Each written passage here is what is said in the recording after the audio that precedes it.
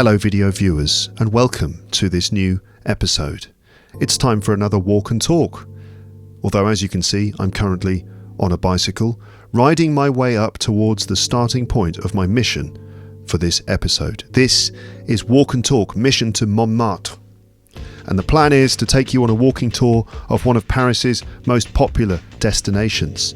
We will see some curious things, visit some iconic spots, and I will talk to you in English the entire time. Join me. For this one, I've given myself various mission objectives, just to make things a bit more interesting. I will attempt to complete these objectives during the episode. Will my mission be successful? Will I manage to complete every single objective? Stick with me to find out. Montmartre in Paris is an area in the north of the city on top of a hill. The name Montmartre means, in English, mount or hill of the martyr. Hill of the martyr. A martyr, by the way, is someone who dies for a particular cause. For example, someone who preaches for a religion and gets killed, but then later, even in their death, they're still used as a powerful symbol of that cause, a religion, for example. The martyr in question here is Saint Denis, or Saint Denis, the patron saint of Paris. Saint Denis was a Christian missionary who in the year 250 AD was killed here by the Romans for preaching Christianity. He was beheaded, his head was chopped off. Although, according to legend, that still didn't stop him from spreading the word of God, not immediately anyway. I'll tell you the full story later when I achieve one of my mission objectives. Montmartre has always been a very interesting place to visit and has lots of historical importance for France. As well as being the site of the killing of Paris's patron saint, it is also the location of one of France's greatest churches, the Basilica of Sacr-Cur, a pilgrimage site for Christians from all over the country. This sits at the very top of the hill and has a commanding view over the entire city and is one of my mission objectives today. In fact, there it is, look, in the distance at the top of the hill. That is where I'm heading. That is my destination. But as well as that, Montmartre has been home to many great artists over the years, particularly during the city's cultural heyday of the Belle Époque, the beautiful era, when people like Pablo Picasso and Vincent van Gogh lived here, painted here, and drank here in the local bars and cabaret clubs.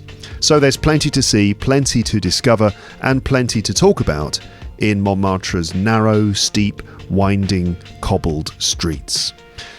So, what are my mission objectives today? Let me tell you. So first of all, I have 5 objectives, and then I have 10 curious locations to visit.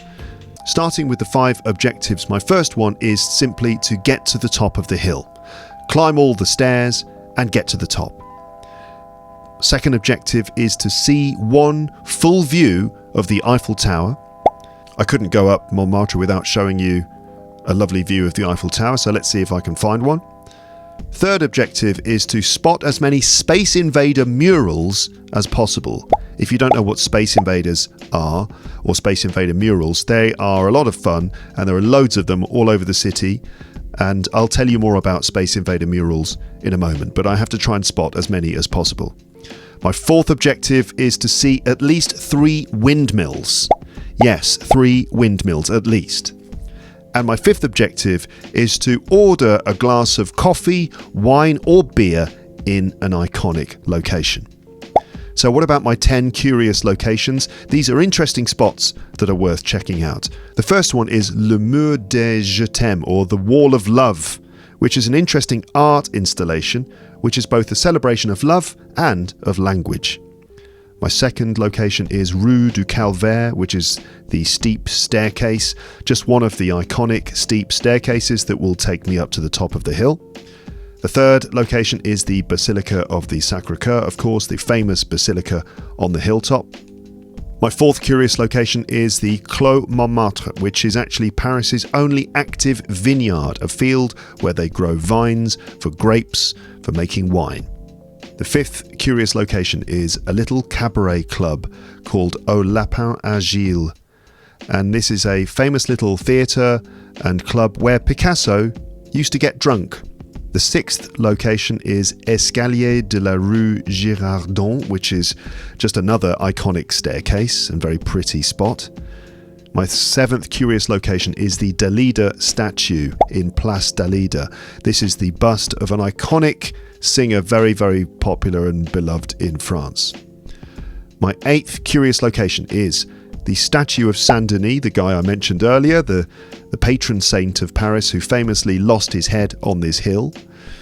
Number 9 is the man who walked through walls, another curious statue with a curious story attached to it, which I will tell you later. And then finally, the Café des Deux Moulins, the cafe of the two windmills, which is famous for appearing in the film Amlie. So those are my mission objectives and the 10 curious locations which I have to visit. Will I manage to find them all, see them all, spot them all, capture them all in this video? Just stick with me and find out. By the way, the audio episode this week is different to this one. As you may know, every week I publish a new podcast episode, and usually the video version and the audio version are exactly the same thing, but not this week. The audio episode is different this time. So while the video version of me is out and about in Paris, in the audio podcast, I decided to stay at home in my flat and lie down in a very inviting spot in the middle of the carpet in my living room, where a little shaft of sunlight was coming in through the window. I decided to lie down on the floor and ramble about various things that came into my head, including the recent robbery of the Louvre Museum in Paris and more. So the audio version is almost the direct opposite of this one. Instead of actually rambling around the city, I'm actually very immobile, lying on the floor and just talking to you. You can check out the audio episode wherever you get your podcasts. You'll find links in the description. So without further ado, let's get started on my mission in Montmartre. And here we go. So here we are. I'm now walking along Rue Yvonne Le Tac. Now this video is going to be full of me badly pronouncing names and places in French. That's going to be one of the themes of this video, is me with my really strong English accent pronouncing French place names and significant historical figures with a really strong English accent. Also, I'm going to give you a walking tour, right, of this lovely part of Paris. But I should also add that I'm not a tour guide. I'm not a registered tour guide. I'm not a qualified tour guide. I'm just a guy with legs and a camera and a microphone, in this case, today. I'm an English teacher. I'm not a tour guide. So, I mean, I've done some preparation. Look, I've got some paper with information on it, which is going to help me. But yeah, I'm an English teacher, and the aim of this is to give you something nice to watch in English. And you can join me as I ramble with words and with my previously mentioned legs with the feet attached. And I'm going to ramble through Montmartre. Here I've got my list of objectives and my 10 curious locations to visit. One thing I've got to be aware of is objective number 3, which is to try and spot those Space Invader murals, which you can find in lots of places. In fact, is that one? I've already spotted one. Looks like one there, doesn't it? That does look like one. It seems to be, I don't know if that's a Space Invader or just a mural. I think that's just a mural, that's not an invader. There's one way to check, and that's use the app, the Flash Invaders app on my phone, to see. I'll basically try and take a photo, it'll tell me. No, it's not made by Invader. Anyway, it's interesting. It appears to be like a green man and a red man, or green person, green figure and red figure, like from the traffic lights. Walk And that one doesn't seem to be don't walk, it's more like walk or dance, which are pretty good options, although dancing into traffic on a road will not protect you from danger. Just, it's not a public health warning, is it? Anyway, here we are, Place des Abbesses, is that what it's called? Place des Abbesses, exactly. Lovely spot, and just sort of at the foot of Montmartre, the hill. And yeah, I've got to keep my eyes peeled for those Space Invader murals, because they are all over the place, and I want to get as many as possible. And you've seen me using the app, Flash Invaders, the app.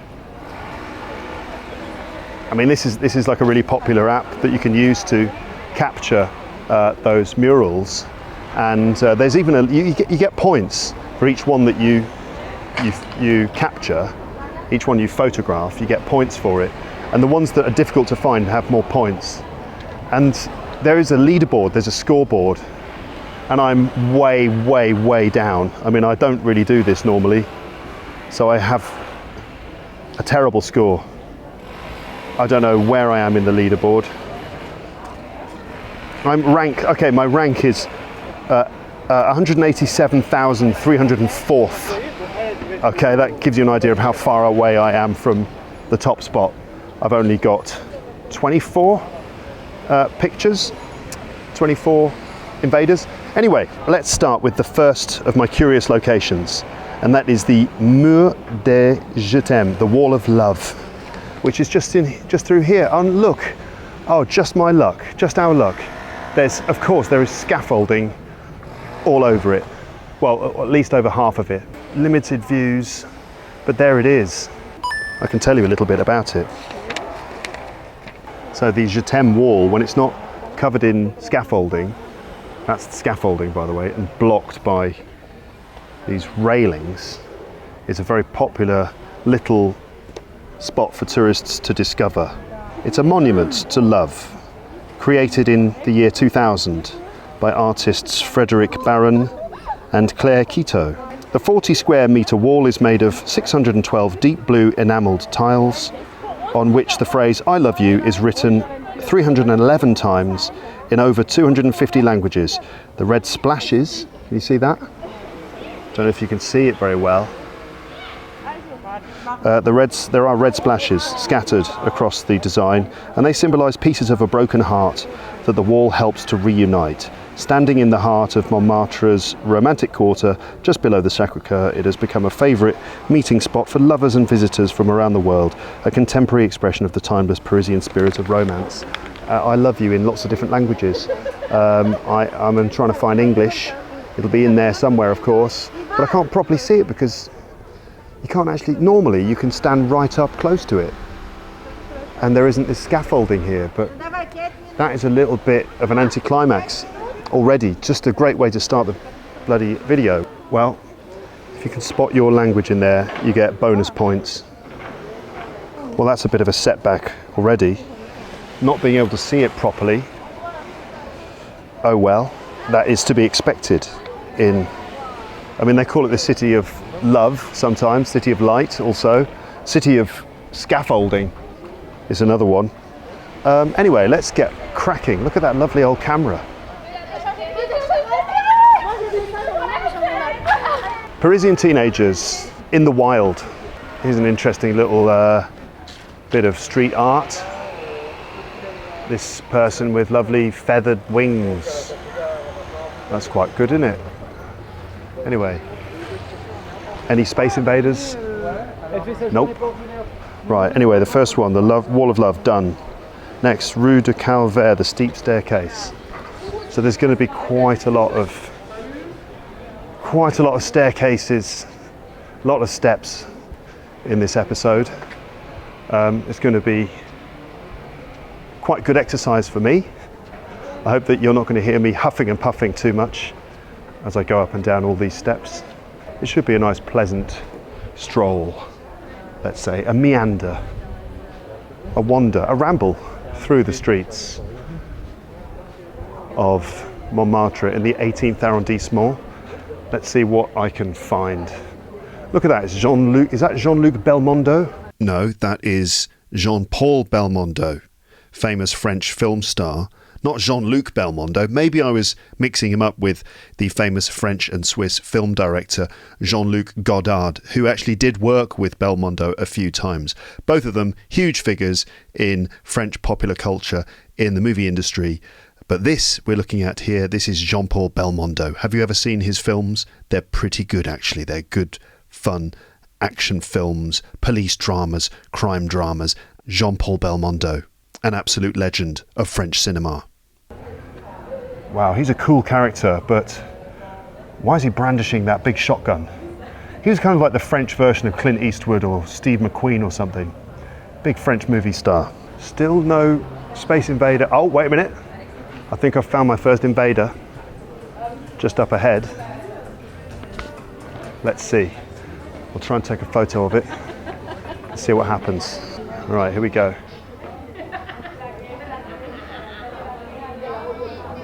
No, not made by Invader. Gutted. Saw some nice murals though. Here's a picture of the Sacr-Cur with lots of hearts everywhere. That's quite nice, isn't it? As we keep going, and look, there it is, the first staircase. This is going to get me sweating this episode, I can tell. But that's all right. It's good to get plenty of exercise every day, isn't it? Look, a brasserie, a beer brewery. They brew their own beer here. It's a micro brewery or a big staircase. Ooh, which one? Quite a choice, isn't it? The beer or the stairs? I'm going stairs today. I'm in a healthy mood. Plus it's on my route, of course. Rue Drevet. Rue Drevet. Here we go. Pardon. Is this like a walk on the right situation? I don't think so. Just that everyone's walking on the right. I don't think it's a rule. It says, someone's taped on the wall, there are bins. And downstairs, there are bins. That should be emphasised. There are bins. And downstairs, not here, thanks. I suppose tourists throw all their litter here. Look at that. That's unfortunate. But that's the kind of vibe of the place. It's a sort of sketchy, sort of bohemian, arty sort of vibe.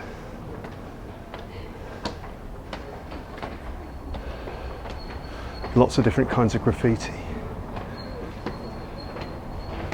Well, this wasn't too bad. I'm actually pretty good at steps. Because we live up on the 4th floor and my office is on the 6th floor with no lift, so I'm constantly going up and down steps. It's a beautiful day. Lovely blue sky. I had to do this today. I feel like it was like the weather forecast said it was going to be nice and blue. And I thought it has to be the day I do my Montmartre walk and talk. Look, I found a definite Space Invader. Let's just be sure. Here we go. Bingo. PA_160, Paris 160, worth 10 points, which is probably not that much. But still, it's a nice little one. Nice black one on an orange background. Let me tell you about the invaders as I make my way further up the hill. So the Space Invader murals in Paris are part of a world-famous street art project by the anonymous French artist known as Invader, who began his work in the late 1990s. Inspired by the 1978 video game Space Invaders, the artist creates small mosaic aliens from colourful ceramic tiles and installs them on walls, bridges and street corners around the city. Each piece is unique and given a code number, forming part of a larger invasion map that tracks thousands of installations worldwide. Paris, where the project began, is the most densely invaded city, with mosaics found in places like Montmartre, the name of which I can't pronounce properly, Montmartre, Montmartre. I've got an American friend who calls it Montmartre. Anyway, the work blends pop culture, urban playfulness, and artistic subversion, turning everyday walls into part of a vast, evolving global game. That's the idea, right? It's pretty cool. I like the idea. So, viewers, do you have invaders in your city, in your area? What's your score? What's your rank? Do you rank above me? Probably do. Anyway, here's the next staircase, which I'm going to take. This is Rue du Calvaire, another famous set of stairs. I'm being very touristy today. Here we go. This is quite a long one.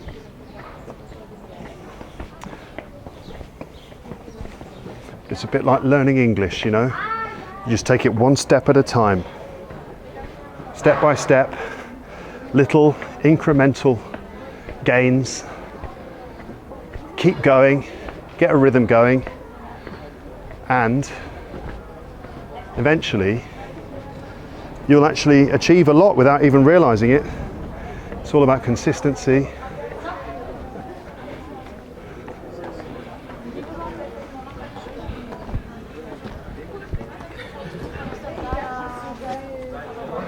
All these people are gathered here for a reason.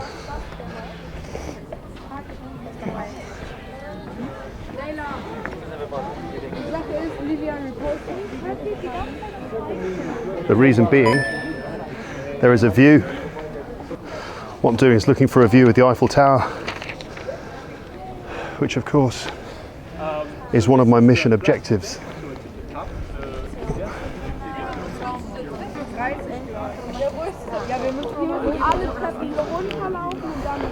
Right, Rue du Calvaire done. That's the steep staircase.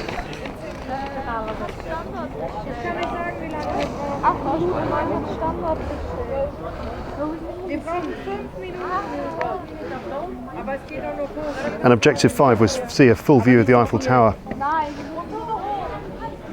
but it is not visible from here.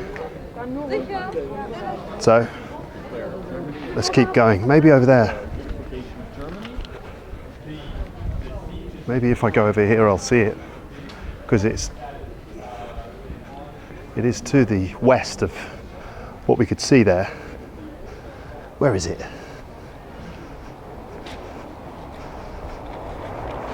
Still no clear view of the Eiffel Tower. Just a lot of leaves. You can see a black, ominous looking monolith over there.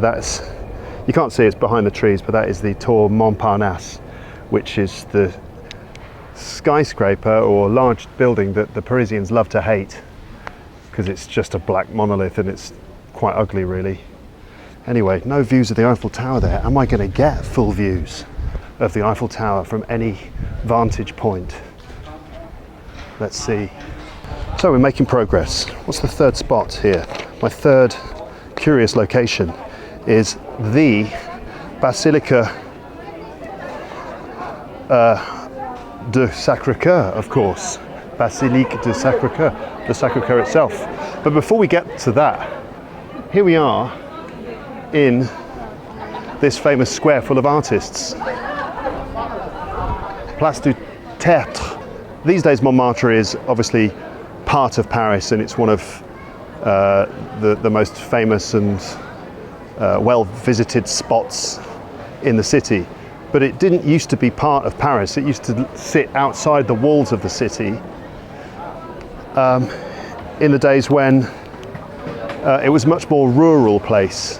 These days there are buildings everywhere, everything's paved, you know, but back in the old days it was much more rural. There were more natural spaces here, farmland, vineyards for growing wine, and also lots of windmills, right? Windmills, those things that the wind blows their blades, the wind blows the blades of the windmills, and it turns a mechanism which is used in farming for grinding grains to make flour, or maybe pressing grapes to make wine. So there were windmills up here and fields and it was like removed from the city, and the rent was pretty cheap. Now I'm talking about in the 19th century, because the rent was cheap up here, and also there was a scene, there was like a kind of quite a lively nightlife and artistic scene here, and so it attracted lots of artists who could live here cheaply, have their artist studios here and enjoy their bohemian artistic life up here. And it was home to people like Van Gogh, Picasso, Toulouse-Lautrec, Modigliani, and that's kind of like the reputation of Montmartre as a sort of artists' commune. And as a result, for years, artists have sort of been based here. And of course it's very touristy now, but this square is the kind of main square of the village, let's say. And these days you get all of these artists who set up their easels here, and they do different kinds of art, and you can sit there and have your portrait painted or drawn. I'm not going to do that today because it would take too long, but it's a potential thing for the future. Anyway, I wanted to grab this invader on the wall up here. There's another one. Don't know if you can see it because the light is probably shining into the camera. Where's my phone? Lots of different bits of street art, lots of little murals up there, but there is an invader. Let me try and grab it.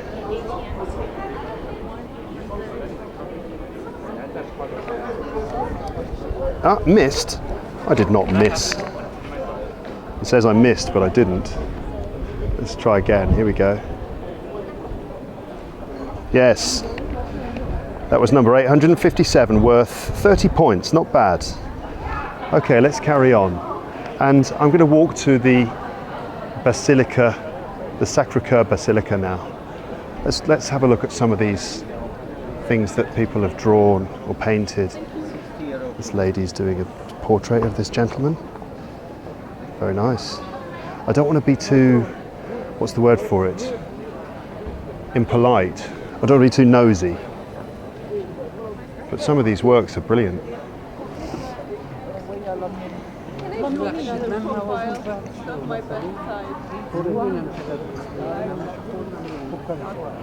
I think he's made a few creative changes there. Although it wasn't her portrait, was it? Just going to say, the artist has interpreted that one somewhat by giving her rather a busty cleavage and a revealing top. Let's have a look at some of these others. Look at some caricatures. Michael Jackson, Steve Jobs, Angelina Jolie. Call them caricatures.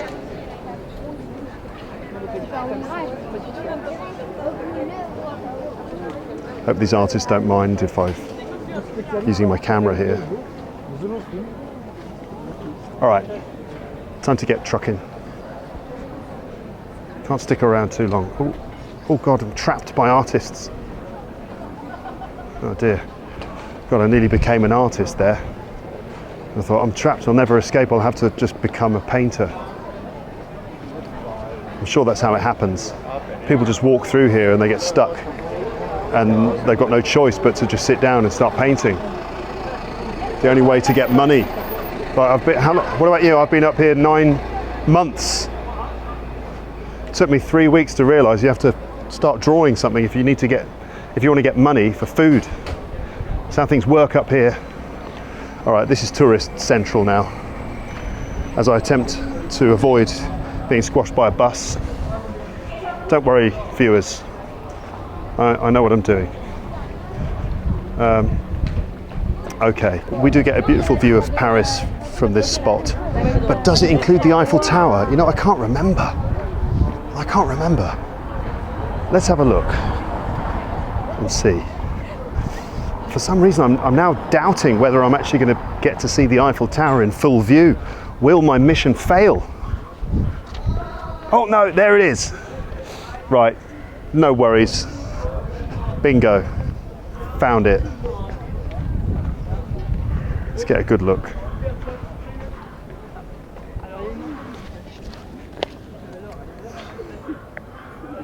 There we go.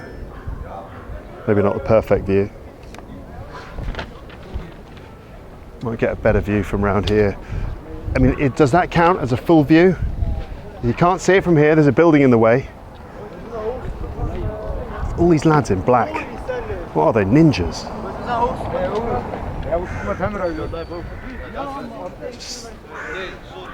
Just loads of... Oh, that's quite good. Is that a full view? Sticks in the way, twigs from the branches of that tree, and all these ninjas.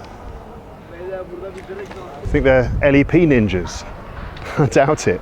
They don't look like the sorts of guys who listen to my podcast, but who knows? I mean, after all, I thought everyone listened to my podcast. Geezer was looking at me there. What's that? He's jogging through the streets. He's probably a local.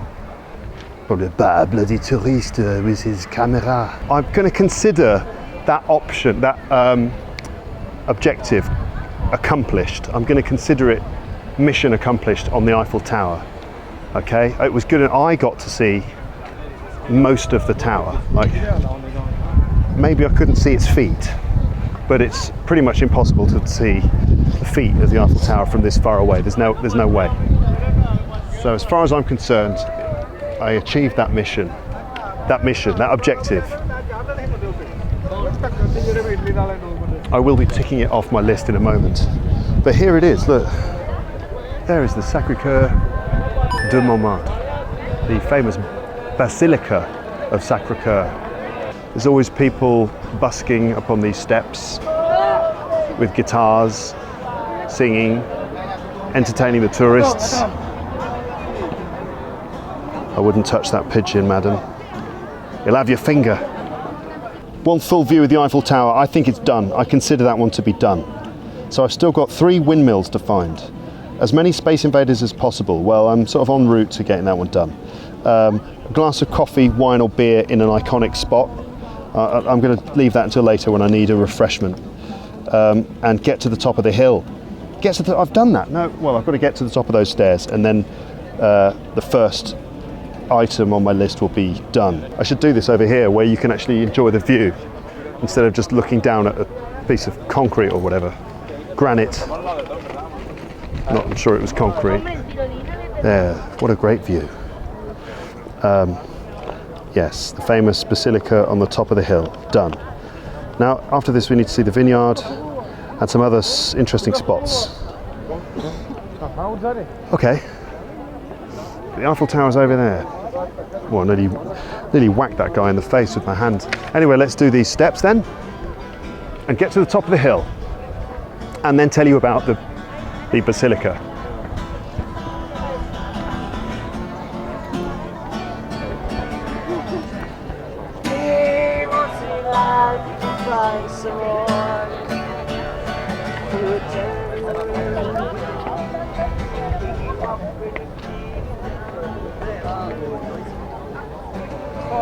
Seemed to be in a very pensive mood, that gentleman. Well, of course you can't see it very well from here. I'm standing right underneath it. Look at all these padlocks that people have attached to the fence. Look at all that. Millions of padlocks. No doubt from people who love each other. P loves J, D loves M, Raf and Pam, Amy and Tim. It's just loads of them. D loves Y, V loves E, I loves M, all these letters that all just love each other. Obviously they're people. Boo Boo versus Doo Doo, that's cute, isn't it? One written in Korean. Christina and Dirk. 2nd of September 2022. How lovely, how romantic. And yet, eventually all of these will be cut off and removed when this fence has to be replaced, because it is quite rusty now. They did this on one of the bridges. I think I told you in another episode, they did this on one of the bridges across the river, and there were so many padlocks on the bridge that it actually made the bridge dangerous. They added so much weight onto the bridge that they had to remove them all to stop the bridge from actually breaking. Very romantic. That's the essence of romance, isn't it? Go to Paris and vandalise part of the city as an expression of your love. Anyway, let me try and tell you about the Basilica. The Basilica of the Sacr-Cur in Montmartre, Paris, was built between 1875 and 1914 as both a religious monument and a national symbol of repentance following France's defeat in the Franco-Prussian War and the violence of the Paris Commune. Designed by architect Paul Abadie in Romano-Byzantine style, with added crows flying around the top. The white travertine church crowns the highest point in the city, offering sweeping views of Paris. Its construction was funded by public subscription, with donations coming from Catholics across France, reflecting a spirit of moral renewal and devotion to the Sacred Heart of Jesus. Consecrated in 1919, the Sacr-Cur has since become one of Paris's most recognisable landmarks and a place of continuous prayer and pilgrimage. So a place for Catholics to come, travel to from miles around. Wow, it certainly is an impressive structure. Right, and it brings a lot of tourists as well, who come and admire not just the architecture, but the sweeping view, as we've had before. I mean, can I point out any landmarks? I expect you can't see very much from here, but you've got the Montmartre Tower over there. What else can we see? Various different churches. That is the Panthéon. There's the Pompidou Centre, sort of interesting modern art gallery. Loads of things, but they're no doubt too small for you to be able to see. And also I don't have time to spend ages sitting there identifying everything. Got to get moving. This is a walk and talk after all, isn't it? It's not a stand and talk. Right then, so that's done. Now we're going to find the vineyard, which is just sort of round the back here, which is quite an interesting spot.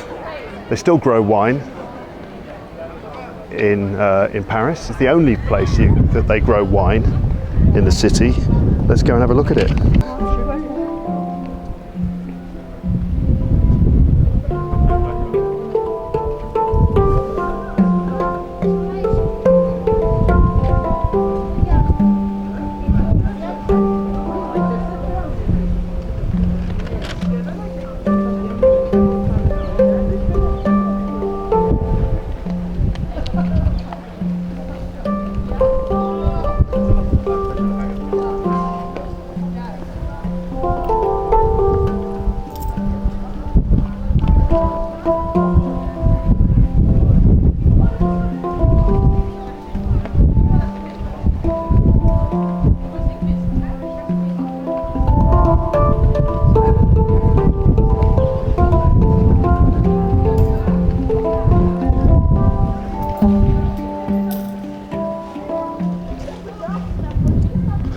That was rather beautiful, wasn't it?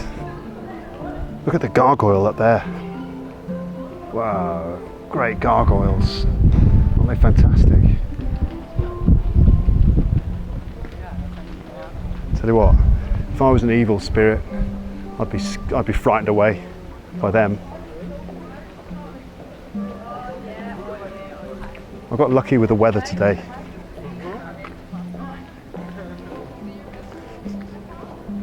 Okay. Of course, there's an Irish pub. There's one thing you can count on. There's always an Irish pub. I wonder if the Guinness is any good.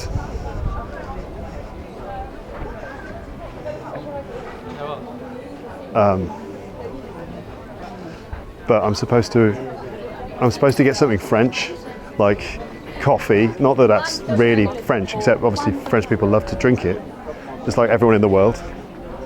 Is coffee French? I suppose it's popular in France, but I mean coffee is, anyway, it's from South America, isn't it? Anyway, yeah, it wasn't invented in France, of course. But anyway, coffee is kind of French, and wine or maybe beer, but I'm not going to drink beer or wine today, but I will have to sit down and get myself a little coffee at some point, rather than a pint of Guinness, because that's not exactly French, is it? No, just in case you're wondering, it's Irish, of course. Is there anyone who didn't know that? Oh look, a full view of the Eiffel Tower. See, definitely got it.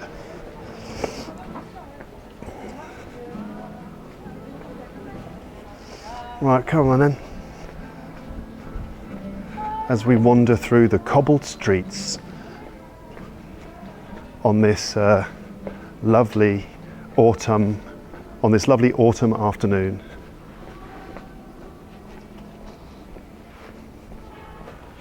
Now, if you've been here, if you're from here, if you know stuff that I don't know, feel free to write in the comment section. Okay, please do. It'd be great to get some more information about some of the things that you're seeing or things that I'm missing.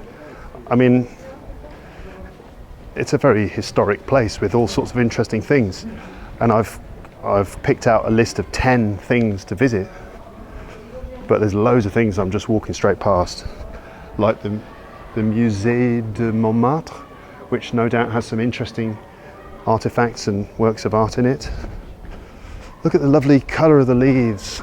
It is a beautiful time of year, isn't it, as the leaves change and go these lovely pale yellow, orange colours, brown and lovely kind of reddish brown. Creeping plants there on the wall. These lovely buildings with their wooden gables. It's very pretty around here. What a treat to be able to walk around here. I think this is a famous spot. A Maison Rose. Is that how you pronounce it? I think I'll go down here. Right, maybe I'm getting a bit lost. Is it down here? I think this is the way to the vineyard. I've gone over the hill now. Not in terms of my age, but it's literally in terms of this hill that I'm walking on. Oh yeah, all right, okay, here we are. I think this is it. Yeah, Clos Montmartre. Is that the correct pronunciation? Is that pronounced Clos or Clos? I think it's got to be Clos Montmartre. La vigne de Montmartre, la plus ancienne de Paris, compte 2000 pieds. Okay, this is the oldest vineyard in Paris. And I've no idea what the wine is like. I have absolutely no clue. I mean, obviously, you have a look there. Because of the time of year, there are no grapes, of course. It's all been harvested. It was harvested probably relatively recently, just a few weeks ago, I think. But I've never actually tried it. I don't know. I mean, what do you think? Do you think it would be good? What would it taste like? Wine produced in Paris. What's it going to taste like? Imagine tasting it. Yeah, I'm getting rat. I'm getting pigeon. I'm getting cigarette butts. That would be the cynical version. But I don't know, what else? What else would you get? I'm getting romance. There's still a few grapes on that one. Don't know if you can see that. Let me tell you about this place. As I walk towards Lapin Agile, a famous cabaret where apparently Picasso used to get drunk. So there it is, the vineyard. Let me tell you about it. So Paris' only remaining working vineyard right in the city. This small vineyard stands as a charming reminder of Montmartre's rural past. Vines have grown on the Butte Montmartre, the hill, since at least the 10th century, once tended by the nuns of the local abbey. Oh really? Okay, so the nuns from the local abbey used to actually tend the vines here, look after them. By the 18th century, the hill was surrounded by vineyards, supplying local taverns, but urban expansion and the 1860 annexation of Montmartre into Paris led to their decline. So as the place got urbanized, green spaces like this disappeared, basically, but this one somehow remained. The present Clos Montmartre was replanted in 1933 by local artists and residents determined to stop property developers, and the first harvest was celebrated the following year. That's nice, isn't it? That people have actually fought to keep this green space here and active. So that is a wonderful, beautiful thing, actually. Right in the heart of a big capital city like this, you still have these little green spaces. Overlooked by the Musée de Montmartre and the Cabaret au Lapin Agile right behind me, this tiny vineyard remains a proud symbol of Montmartre's bohemian and village-like spirit. Apparently they grow 2,000 vines, so that's what the pied word was. It must be the French word for vines. Pinot Noir and Gamay wine grape varieties. Around 1,500 bottles of wine are produced annually and auctioned for charity. That's good as well, isn't it? The money that they make, I guess some of it, all of it maybe, is given to charity. How nice. And so there's another thing for me to tick off my list. Right, if I deal with my paper, I haven't seen a Space Invader for a while. Right, and right behind me is curious location number 5. We're halfway through. Au Lapin Agile Cabaret, a famous little cabaret theatre. This is it. Let's have a look.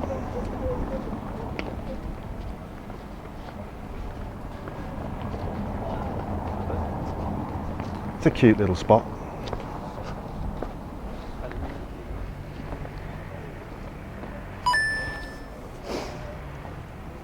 That's a nice spot, isn't it? Apparently it's still going.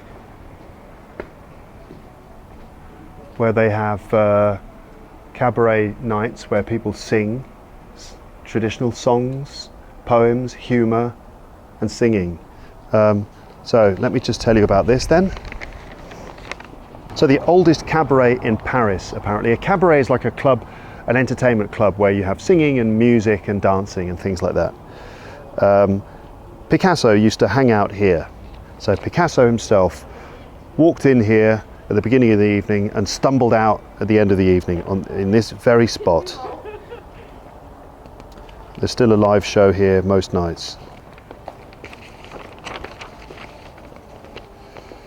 So it's located on Rue des Saules in Montmartre. It's one of Paris's oldest and most famous cabarets, founded in 1860 and originally called Cabaret des Assassins, Cabaret of the Assassins.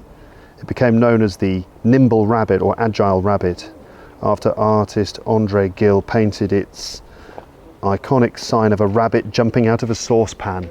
Can you see that up there? The light is reflecting off it. You can't see it, but there's a rabbit with a hat jauntily angled on his head, a bottle of wine resting on his arm, leaping out of a saucepan. There's a windmill in the background. Can you see that? There's a windmill in the background of that picture. That counts as one of my windmills. One of my windmills. Anyway, in the late 19th and early 20th centuries, it was a lively meeting place for poets, painters and musicians, including Picasso, Modigliani, Utrillo and Apollinaire, who came to share ideas, perform and drink cheap wine. Known for its intimate bohemian atmosphere, the cabaret still hosts traditional chanson and folk performances today, preserving the artistic spirit that made Montmartre the creative heart of Paris. So there you go, that's nice, isn't it? I've never been in, maybe I should go in there one day. Now, my route takes me down here next.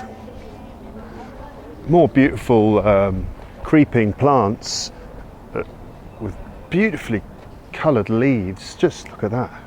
Absolutely stunning, isn't it, that?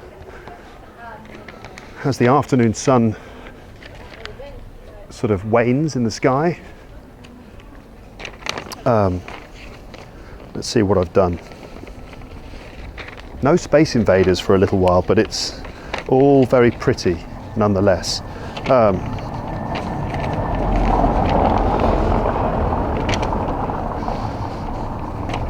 What's the thing about windmills? See at least 3 windmills. So I've got 1 so far. Apparently there used to be something like 12, 13 windmills in total in Montmartre. This is a little precarious.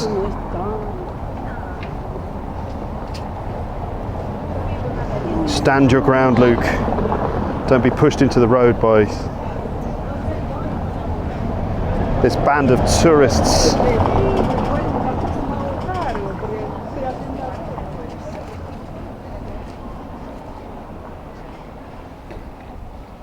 No, none of them recognised me, which is totally normal. I just never get recognised in Paris, almost never. There have been a few occasions where some people have come up to me and said, "Are you Luke from Luke's English podcast? Are you Paul Taylor, the comedian?" No, I'm not. Right, we're getting to some of the prettiest parts of Montmartre, I think. Just on the other side, like the back of Montmartre, is where you often find some of the nicest spots. And these areas around here are my favourite parts. So these steps, this is another one of the spots on my list. Escalier de la rue Girardon. More famous, iconic stairs, and aren't they beautiful?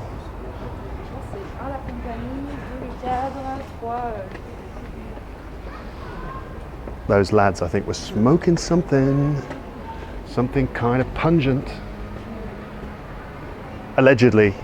I mean, I don't know for sure. Don't want to get anyone in trouble. Okay, that was nice. Lovely steps, not too strenuous at all. I mean, of course, I'm in the peak of physical shape. Flags there on the wall, so that's a public building. It must be a school or something. Imagine going to school there. Right, so next we have an interesting statue. Here it is. Right, what we can see up here is a statue of Dalida. Do you know who Dalida is? Now in France, she's very well known. In fact, she's sort of a national treasure, an icon.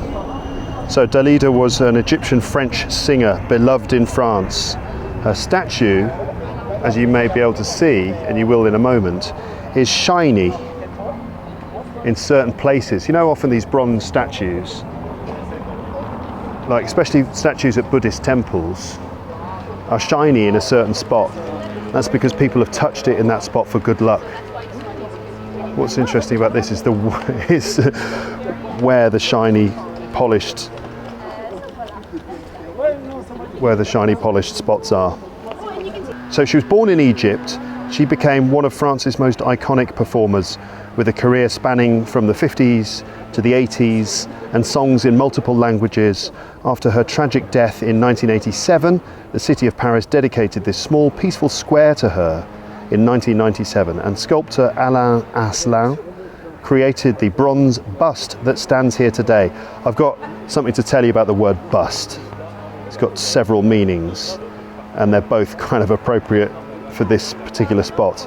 The statue has become a pilgrimage spot for her fans, who often touch or polish the statue for luck, leaving the bronze gleaming, and it remains one of Montmartre's most quietly emotional landmarks. Let's see exactly where people touch this statue. Oh yeah, of course. They polish her boobs. It's really hard to stand in front of this statue and talk because these people are right next to me. Okay, time to do it.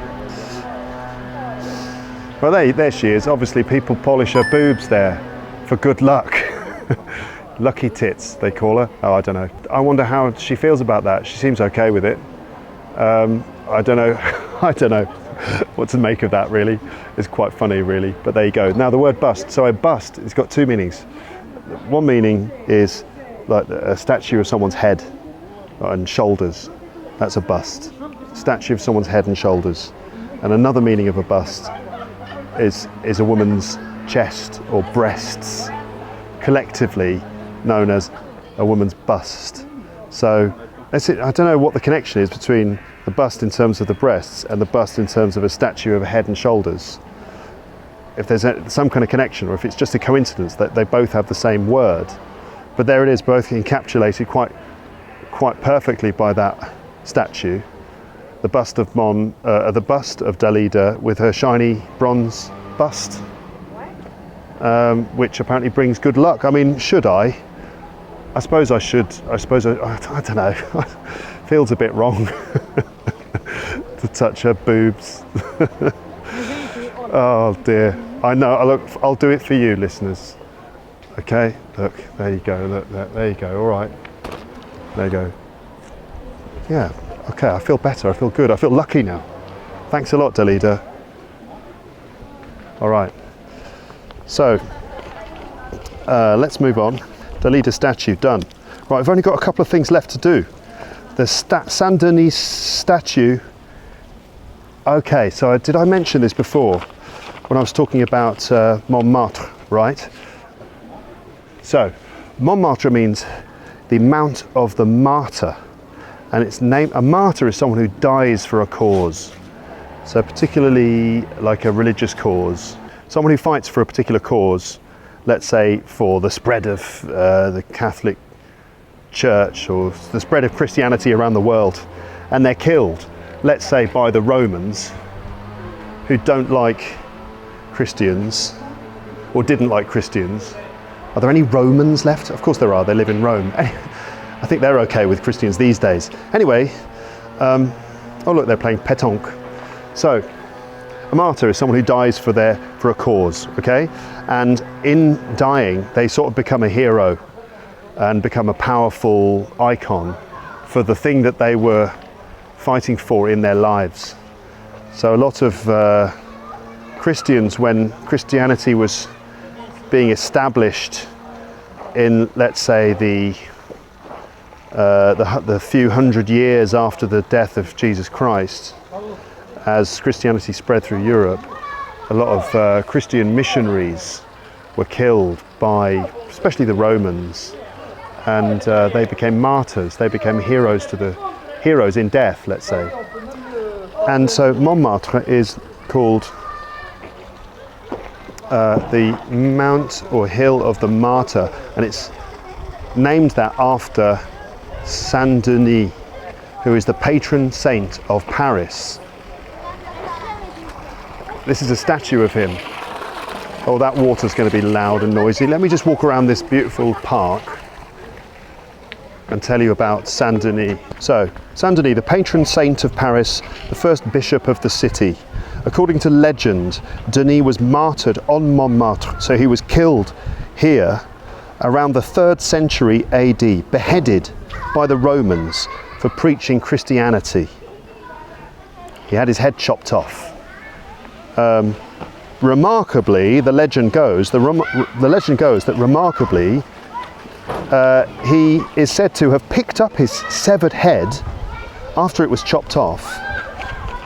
He picked it up and then walked several kilometers in that direction, apparently to the north, preaching as he went. I think that's the north. Anyway, he walked several kilometers and continued preaching with his head in his hands before finally collapsing at what is now Saint Denis Basilica, I guess, which is just outside the city.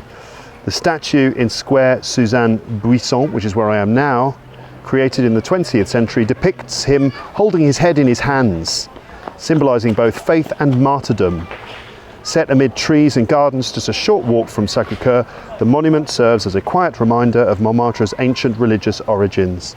So there he is, with his head in his hands, still preaching. Quite a funny story. I suppose that, legends and stories like that were told in order to suggest that his faith was so strong that he was able to continue preaching even after his head was removed from his body. I suppose stories like that are told, legends like that are made, myths are created like that. In this case, to will probably suggest that the power of his faith was such that he was able to continue even after his head had been chopped off, and that despite being killed, it didn't stop him. Right? That the power of Christianity, I don't know, whatever. I'm not feeling very articulate today. It's a beautiful spot, this. Look at that. Look at those autumn leaves. Absolutely fantastic. Okay, in terms of my locations, Saint Denis statue done. Now we need to find the man who walked through walls. Okay, where is that? It's just up here, isn't it? Okay, there's another interesting statue for me to show you. Another item, another objective as part of my mission. I'm getting close to the end of the mission here. Close to the end, but what I'm going to look for here is what's known as Le Passe-Muraille, the man who walked through walls. A statue, a funny statue with a story attached to it.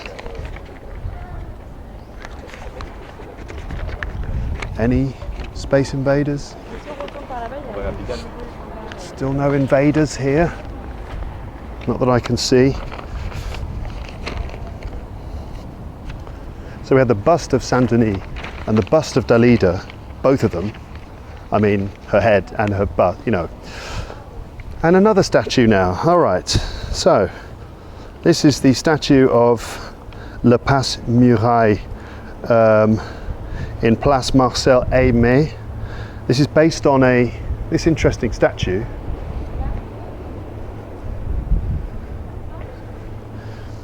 It's based on a short story about a man who could walk through walls until one day he got stuck halfway. And here he is. So let me give you a one-paragraph summary of the story. The sculpture was Jean Marais, and it was inaugurated in February 1989. Okay, so the story of the man who could walk through walls by Marcel Aimé tells the story of Monsieur Dutilleul. Again, check my pronunciation, everyone. A dull office clerk. So he was a dull office clerk, just a boring man with a boring job in an office in Montmartre, who one day discovers that he has the miraculous ability to walk through solid walls. Just one day, oh wait a minute, oh I can walk through walls. How did this happen? This is weird. At first he uses his power for small harmless things, like maybe going back quickly into a room to pick up his keys that he'd left on the table.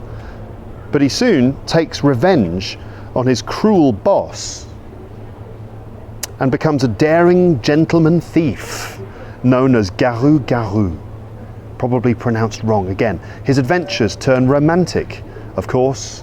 It's a French story, when he uses his gift to secretly visit a married woman he loves. Definitely a French story. But his luck runs out after he accidentally takes medicine that cancels his power, and he becomes trapped inside a wall forever. And the moment is captured by Jean Marais' famous bronze statue in Montmartre. Come on, mate. Come on, out you go, come on. Imagine if this leg just fell off. Come on, mate. No, he's stuck. High five. Yeah. Well, good luck. Do you want me to bring your coffee? No? All right. Bonne journée. Au revoir. Bon courage. Okay, let's keep going. Done. Another one done. So that's 9 out of 10 curious locations ticked off the list. Ticked off. I mean, I may have actually ticked him off as well, meaning irritated him. That's an expression, listeners. Learn English with Luke. Finally, I teach you an English phrase, other than bust, of course. To be ticked off means to be annoyed or irritated. But also it means to tick off something on a list, you know, like I've been doing. So I ticked him off, but maybe I actually ticked him off as well, like, another annoying tourist pulling my leg. I was literally pulling his leg. Anyway. Oh, hello, what's this? What do I see here? Look at that. That is a massive windmill, is it not? There it is. Moulin de la Galette. Okay, that's definitely a windmill. So in the 17th and 18th centuries, Montmartre was dotted with 12 or more windmills. As I said before, they were used to grind grain and press grapes from local vineyards. These windmills gave the hill much of its early rural character and became the symbol of the area's identity long before it became part of Paris. Only two historic windmills survive today, the Moulin de la Galette and Le Moulin Rouge, which I think is back over there somewhere. I might walk round and see if I can see it. Both located on Rue Le Pic, which is this road going down here. Maybe the other one's down that way then. The Moulin de la Galette later became a famous open-air dance hall and cabaret, immortalised in paintings by Renoir, Van Gogh and Toulouse-Lautrec. These remaining windmills stand as nostalgic reminders of Montmartre's village past when it was more countryside than city, and its transformation into a haven for artists and dreamers and podcasters.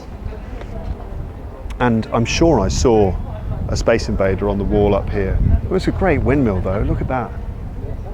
I suppose back in the day they would have covered the blades so it would have turned. It doesn't work anymore because now it's, is it still a cabaret or just a restaurant?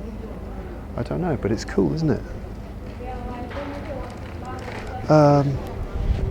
Okay, let's do this Invader without getting run down by scooters. Can you see it? Missed? Come on, I did not miss.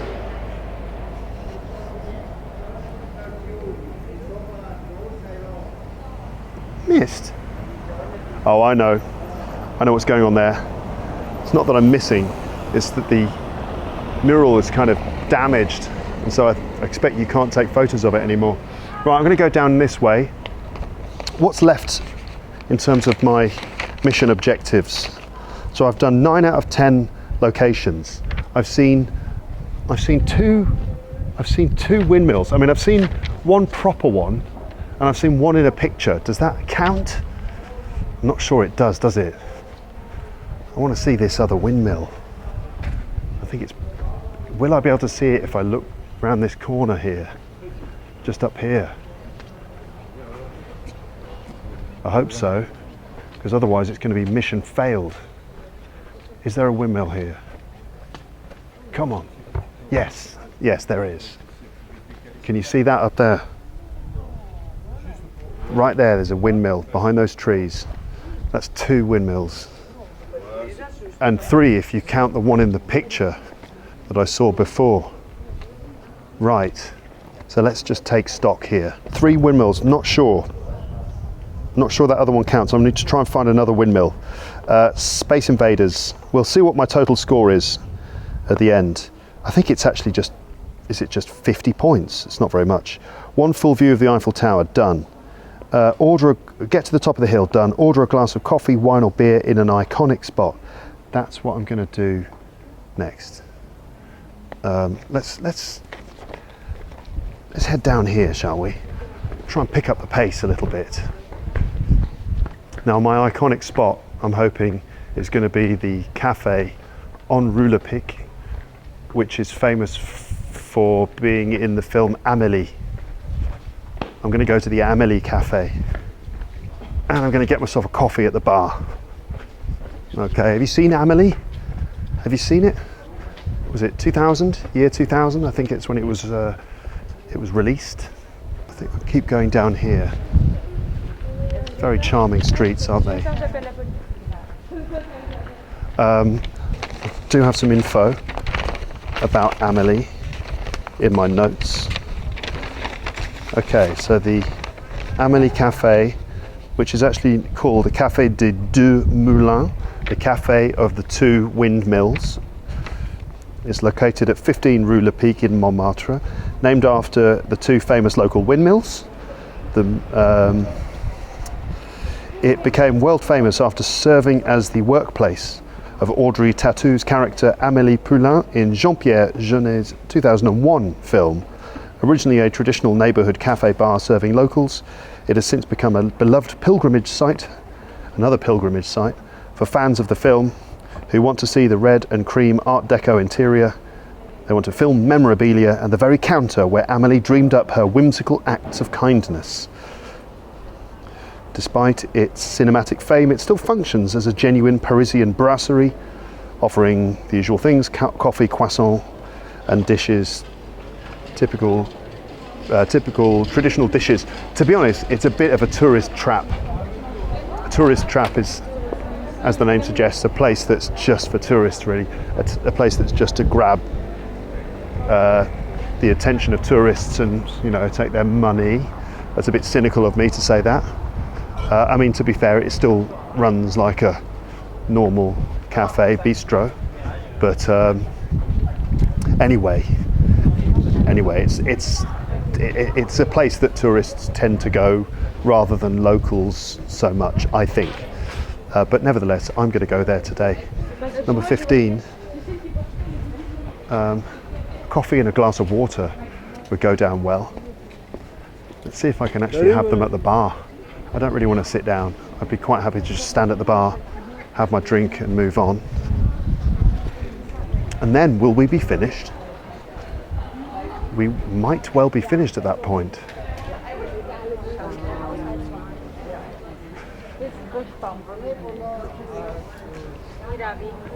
The sunlight is getting more and more pale as the sun gets lower in the sky. It is November as I record this, and the sun will start going down properly in an hour or two. And here it is. Here's the cafe just coming up. Will it be full of people? Will I be able to find a spot at the bar?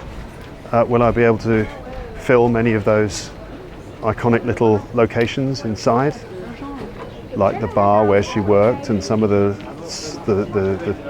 tables that appear in scenes in the film? Here we go. Here it is, everyone. Here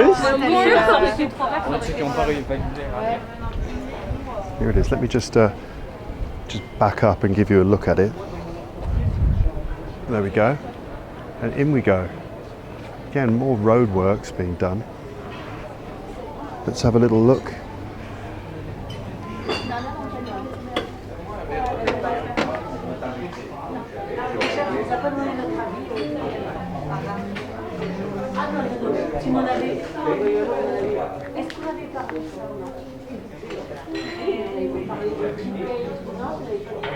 There's beer as well.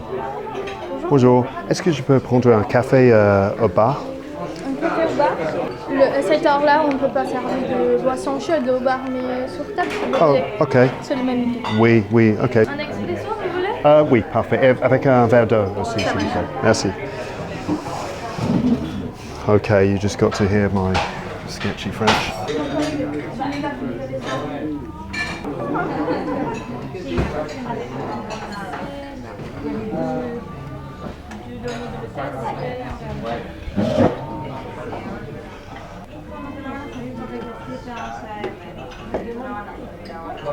I think they must be used to tourists coming here with cameras. I hope so.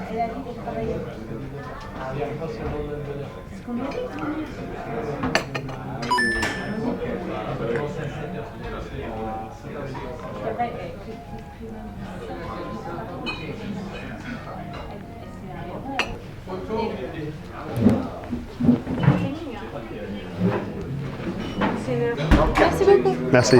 Au revoir.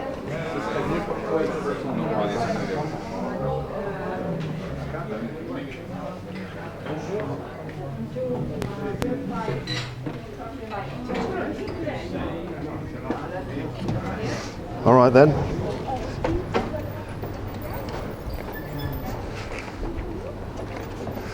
All right, that's your Amlie Cafe. Done. And let's see one more windmill. And then we are done. Mission will be accomplished. Any more Space Invaders around? Can't see any more. I feel like I didn't get a very good score. I must have missed loads of them. I think there are lots of Space Invaders up in Montmartre, and I've probably missed a lot of them, but that's all right, isn't it? Maybe next time I'll come back with Amber, perhaps, since she is such a a knowledgeable person in terms of Paris. It'd be good to do one of these with Amber again. Of course, we did the medieval museum.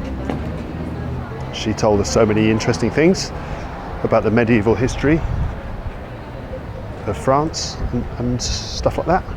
Right, here we are. This place is called Blanche. It's Place Blanche.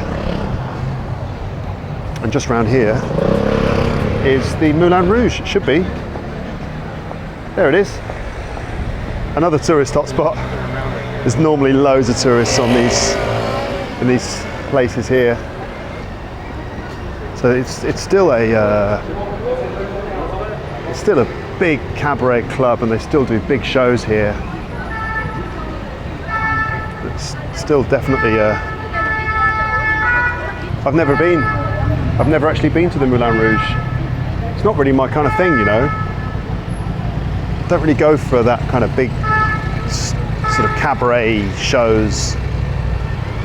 But apparently it's very impressive, like the performances they do, the productions they put on are very impressive apparently. I would turn round and show you the windmill, but I'm in the middle of the road, I'm sure you understand. Right, there you go. There is the Moulin Rouge. The famous Moulin Rouge. Let me tell you a little bit about it. If you can actually hear me above the noise of the police car. Right, so this is the Boulevard de Clichy, also known as the naughtiest street in Paris. Well, known by me as the naughtiest street in Paris. Anyway, Moulin Rouge, located here at the foot of Montmartre, was founded in 1889 by Joseph Euler and Charles Zidler as a luxurious dance hall and cabaret. Its name means red mill, you see? Red windmill. And its famous red windmill on the roof recalls the rural character of old Montmartre. So that windmill, it's actually never actually worked. It's never been a working windmill, it's just for show. But it's there to kind of recall or pay tribute to or represent the actual windmills, the real windmills that would be on the hill itself. I suppose the windmills became something of a sort of icon of Montmartre back in the old days. The Moulin Rouge quickly became a symbol of the Belle Epoque of Paris. The Belle Epoque is generally a period of time around when the Sacr-Cur was built, actually, from the end of the Franco-Prussian War in 1871 to the beginning of World War I in 1914 as the Belle Epoque, the beautiful era. During that time, lots of things happened that sort of really defined Paris, including the building of the Eiffel Tower, the opening of the metro, and art movements like Impressionism, Art Nouveau, and the building of the Moulin Rouge. Famous for its extravagant performances, risque humour. Risque means kind of like rude humour, let's say, or slightly sexual humour. And the birth of the French can-can, a high-kicking dance, which there's no way I could ever do, because my legs are just not flexible in any way. The can-can, a high-kicking dance, probably very controversial at the time, considering, you know, it's how revealing it is, lifting up the skirt and kicking the legs up in the air like that.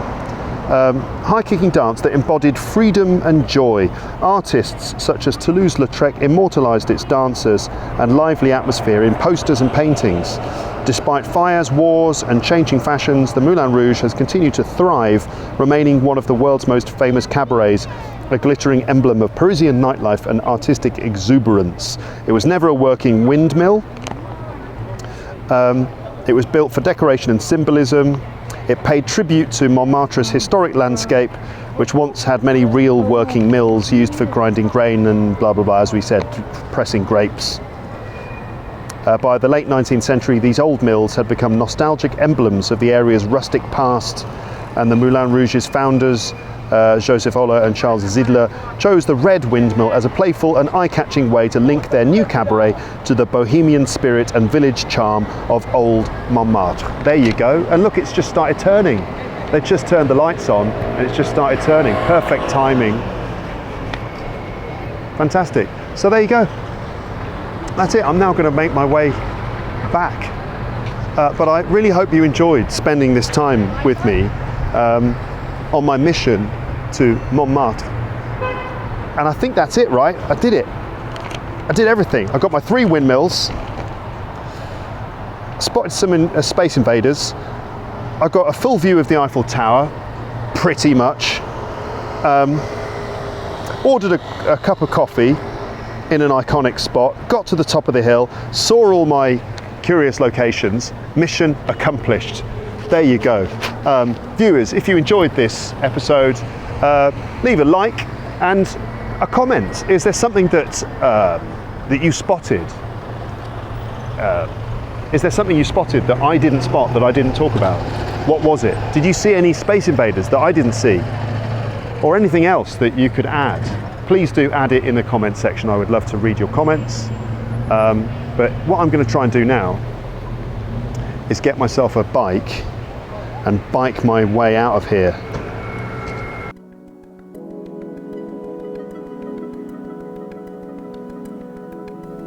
And that is exactly what I did, as you can see from this footage, as you join me at the end here, cycling my way back through the streets of Paris on my way home. Thank you very much for joining me on this adventure through the streets of Montmartre. I really hope that you've enjoyed spending the time with me.